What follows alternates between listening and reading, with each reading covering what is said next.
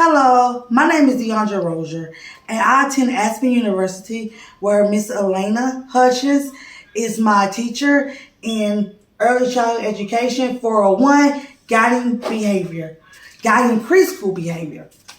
Um, I'm a preschool teacher, and in talking about emotions, this is a very, very important concept in young children that I teach. Because during this, children are just learning about emotions. They're not sure why they're feeling how they're feeling. They don't know how to express how they're feeling. And as a teacher, our job is to help them do so in expressing themselves in a way that's not going to hurt other people. Today we'll be talking about perceiving emotions, expressing emotions, regulating emotions, and guiding children's learning about emotions and social development. In perceiving emotions, it's the ability to identify one's own emotions and decipher emotions or recognize them in the faces, the pictures, voices, or cultural artifacts. Then expressing emotions is verbally expressing one's feelings through body language or through talking about how one feels. Regulating emotions, a person's ability to manage and respond to an emotional experience.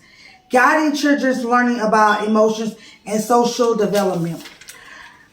You can do so in creating a safe space, noticing what you feel, accepting the emotion, naming what you feel. Those are some of the things that you could talk to the children about. Like in my class, in the morning time, I have a morning time routine. And in that routine, I do a puppet show. My puppet show, this is actually my background from the puppet show. But I'll act out, I may use the worried face or the sad face. And I'll be like, class, what do y'all think this is? And they'll tell me what type of face, what type of emotion. And then we'll talk about, I'm feeling sad or I'm worried. And I'll tell the kids, well, what can we do or what can we say to Mr. Worry? And they'll say, oh, you could just tell him, take a deep breath, drink some water. Like they give you clues or they give you cues to what you can do to help. The favorite face that all my children like using is the angry face. They'll tell you, I'll be like, what do I do when I'm angry? And the kids, they'll say, if you're angry, you take a deep breath, go by yourself. They'll actually talk out the steps of what they can do when you're feeling an emotion. So I love that. And I implement that in my classroom. So when a child get upset, I be like, what did we talk about this morning? What's some things we can do right now? And they'll tell me, I could draw. And they'll draw how they're feeling. And by the time they're through drawing, we're talking about the drawing. And they're no longer angry. But now we can talk about, why was you feeling angry? Well, next time you're feeling angry, what can you do? What can you do differently? Especially like I have some social emotional children. I say social emotional children because they haven't really grasped the concept of self-regulating. They can get to a level 10 and they can't come down by themselves.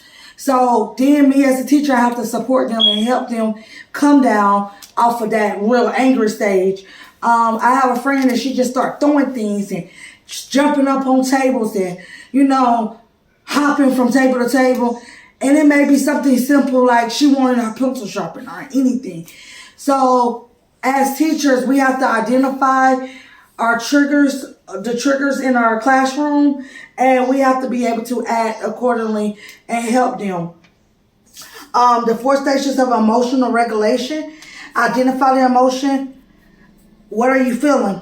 Validate the reason they are feeling that way and allow them space. Deep breathe, recenter, problem solve. Them 4 steps, that I use those every day in my classroom. Hey, why are you feeling like that? Okay, I'm going to sit right here. You sit right there. When you're ready to talk to me, I'm here.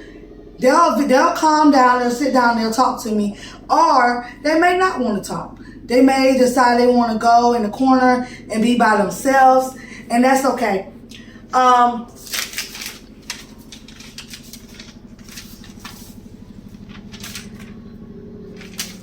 Well, I covered all the topics. However, I really want to talk about the importance of social emotional development in children. Children are not able to identify their own needs sometimes.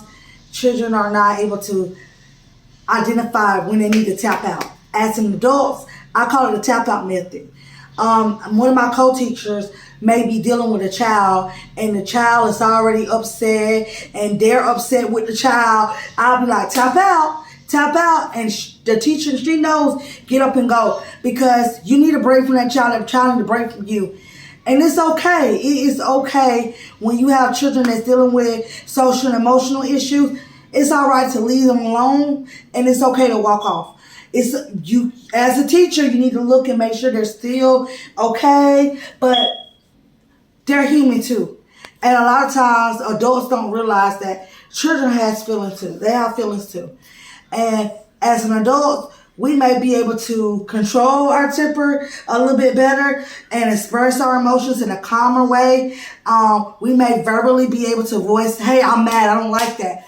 But a lot of younger children, they're not able to identify, I'm mad because I don't like the way you talk to me.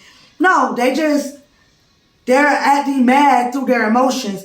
But so you could tell because they're throwing stuff, they're screaming, and it's just important to be able to calm children down, to be their support. I mean, it's just they're dealing with a lot. But all right, that's all. Again, my name is Deandra Rozier. Thanks for hearing me talk about social and emotional. Bye.